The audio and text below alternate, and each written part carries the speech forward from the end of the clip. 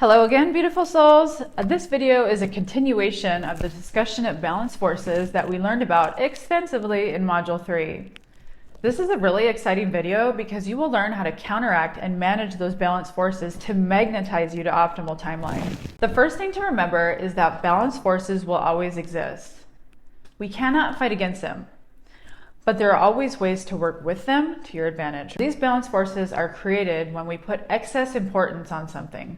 Balancing forces can literally create problems or barriers to the thing we desire if we place too much importance on the thing desired, because excess importance needs to be balanced out. Excess importance causes imbalance. When you run into problems, step back and consider how much importance you have placed on the thing. Or ask yourself, have I placed too much importance on this thing? Determine the meaning something has for you and then let it go. I know it's a really weird concept, but when you reduce the importance something has for you, the problems start to resolve themselves. Don't fight against problems or strive to overcome them. Instead, first, what you want to do is just reduce their level of importance. Reducing their importance does not mean that you no longer care about the outcome. Reducing their importance does not mean that you're suppressing your feelings or fighting against them. To tell you the truth, this is not a new concept. Buddha taught us that most suffering is caused by the tendency or a desire for something, right? I would say that's true, but desire is not exactly the problem, right? It's excessive desire. This excessive desire is a problem because it causes an imbalance in the field. If you're a student of Abraham Hicks, like I am, Abraham Hicks would say something like this: if you have a strong desire and are impatient in achieving that desire, take your focus off of it. Start focusing on all the things that are going right in your life instead.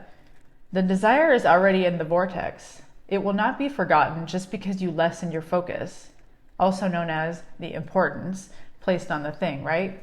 Reducing importance also does not mean that you should neglect things or responsibilities or stop caring about what's going on around you, right? It's just that you need to lessen the importance and take a balanced approach to the things that you desire. Focusing on what's going well and focusing less on what's not going well accomplishes this. Balance is also important in how you evaluate yourself. Stay balanced. Do not belittle or berate yourself, but also don't brag and boast and virtue signal either. Stay in a balanced state. Accept yourself as you are. Source created you exactly as you are, and only Source knows how you should be. No one else has a say. No one else has the right to tell you how you should be. Let me tell you something very personal about the real me. And I want you to remember, if you're tempted to judge me, that I'm a divine being, just like you, created by Source energy, exactly the way that I am. I'm going to share something from my perspective and my experience. Here goes. I've had in the past an on-again, off-again relationship with stimulant drugs. When I was younger, in my early 20s, I was a party girl, that's the truth. I had my fair share of experiences with strong stimulants. Later, as an adult, I mostly had some problems with drinking too much, a little bit too much, and especially in my younger years, this is true for me. And also, there have been a few seasons in my life where I would use stimulant diet pills, which were not as powerful as other drugs, but they still had an effect on me, right? I was functional, but it was not ideal, and I didn't feel in alignment with my higher self. But the truth is, some part of that party girl, that girl that was adventurous, that girl that was sensual, that girl that was fun-loving, that girl that always wanted the most from life, that girl that would do anything, that risk-taking girl, that is the real me, right? That girl that I was in my 20s is still very much alive in me. I have stopped doing drugs many, many years ago, near the beginning of my spiritual awakening in 2014, because I saw that it was, how do I say this? Here's what I saw. I saw that I was using the drugs to reach a state of alignment, right? I was trying to achieve a feeling, a state, using drugs, right? And a lot of people do this. They use different drugs to achieve a state or a feeling. Being in alignment with your higher self, it feels really good. It is a little similar to being high, to be honest, but it's a natural high with no hangover. I probably don't have to tell you this, but the high with drugs is totally not sustainable. It's not a sustainable way to stay in alignment. It's not the path to feeling good all the time. And that was my real desire. My real desire was to feel good all the time. I had to change. I had to find a way to change my state. so that I could feel good all the time without using substances to do it, right? You may know the saying, that what comes up must go down. And with drugs, it goes way, way down, right? I decided that it's just not worth it. Back then, back in the day, I would do those drugs, or I'd be drinking on the weekend, and then what would end up happening is I just felt like crap for the whole weekday, the whole week, right? What I wanted is I wanted to feel good all the time. That meant I had to quit.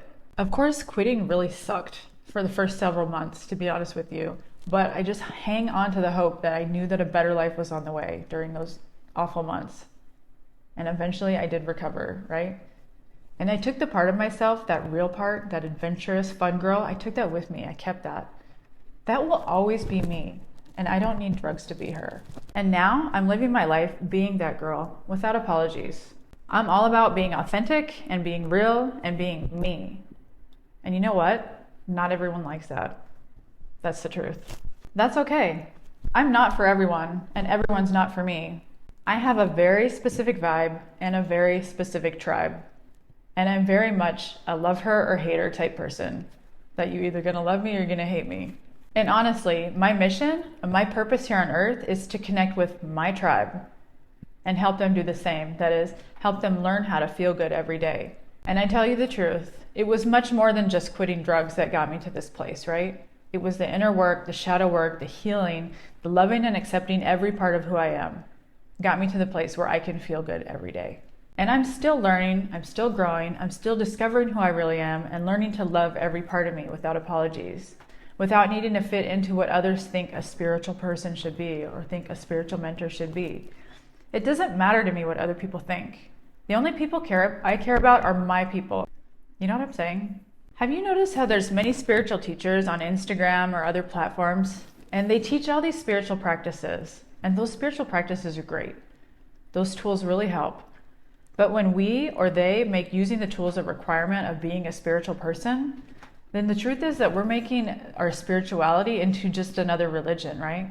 We are not spiritual beings because we meditate or practice yoga or say affirmations or whatever. We're not spiritual beings because we do these things. We are spiritual beings because we are literally source energy. We just are spiritual beings. Every single person, whether they're aware of it or not, are spiritual beings. We cannot be anything other than spiritual beings, right? Even when we're using drugs or drinking alcohol or other behavior that people judge us as not spiritual, those two are actually spiritual experiences. We can't have anything but spiritual experiences. We are spiritual beings experiencing this world. We came here to experience. We came here to expand and evolve. And that includes all experiences. Here's the deal. It's just that you are the co-creator of your reality. You are steering the ship. You are free to choose the experiences that you have, and we all have free will. It's like Abraham Hicks says, we are so free that we are free to choose bondage. We can choose the bondage experience too. It's all about what you want to create. I just decided what I wanted to create in my life. I wanted to create being my most authentic self while feeling good all the time. And for me, that meant that I had to give up the drugs because they didn't make me feel good all the time, right? That just was not the path to feeling good all the time. And my natural in alignment state is a lot like being high anyway, to tell you the truth. Do you know what I'm saying? It feels really good to be in alignment. But what does all this have to do with balance? Accepting yourself just as you are, not how you think you should be or how others think you should be, is balanced. Having remorse or regret is a tool of those egregores I was talking about in previous modules. Those thought forms meant to control you and make you feel bad. If I were to hate that party girl that lives inside me, if I were to disown that fun-loving, adventurous girl inside me, that would be me giving energy to the egregore, right? And those negative feelings associated with not accepting myself make me a magnet for less desirable timelines. Those negative feelings about myself radiate negative attracting forces. Have balance. Don't brag about your virtues excessively, and don't tear yourself down either, right? Going to either extreme upsets the balance. Aim for a state of radical acceptance of who you are. This is what I did in my life, and that's why I'm comfortable sharing with you, because I accept myself. Even if you guys judge me, I don't. I accept myself. I accept the party girl. She is a real part of me that Source created. I am a unique expression of Source that wanted this experience of this person. I don't hate her. I don't despise her. I don't regret my past. That would only create negative feelings and radiate negative energy, right? If the problem you face is severe and requires a specific outcome, try to find an alternative solution. This is another thing about balance I want to explain to you.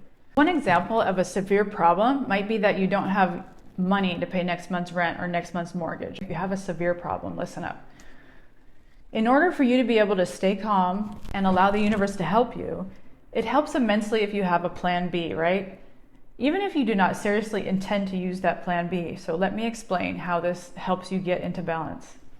I had a friend who was in a situation like this. He was a contractor and worked remotely. He worked for a startup that had not paid him. And honestly, he may never get paid for his work, right?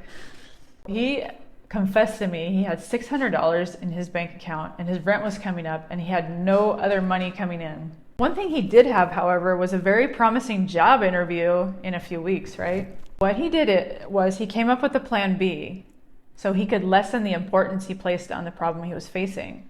He came up with a plan B so he could get in a more calm and centered place so that he wouldn't put too much importance on that job interview that he had, because that would cause the job interview to go sideways, right? So he needed a plan B to put less importance on the job interview and get himself in a more calm and centered state, right? Excuse me.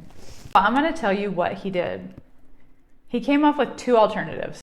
They were not pretty alternatives, but they were plan B options that allowed him to lessen the importance on his problem and lessen the importance that he was placing on the upcoming job interview so he could have a positive experience with the job interview. In order to lessen the importance and associated anxiety, one of his plan Bs was to move to California and live with his nephew for free until he landed another job or contract that paid him enough to move out. That was one plan that he had.